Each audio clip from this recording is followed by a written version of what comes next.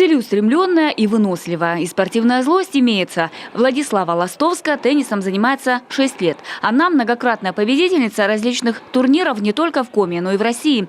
А недавно получила первый спортивный разряд. Каждодневный кропотливый труд девочки и помог попасть ей в сборную России. Я была очень рада, потому что попадают только сильнейшие спортсмены всей России. И для меня это вообще очень большая победа, потому что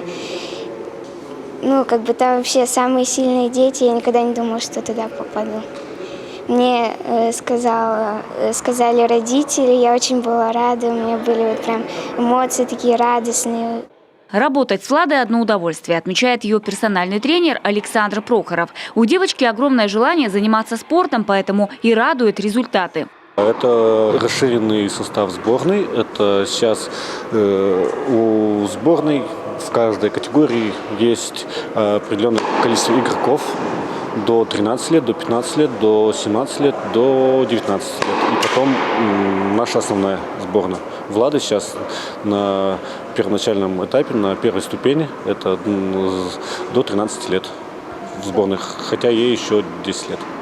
Тренировки каждый день перед школой, а теперь их станет еще больше. Всегда есть над чем поработать. Но нагрузку сильно увеличивать наставники не планируют, чтобы не отбить желание у юной спортсменки. У меня такой азарт есть, мне прям хочется играть.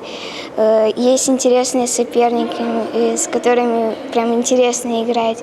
Они могут тебе забить, там всякие удары разные выполняют. Например, подача справа, слева, смэш, слет.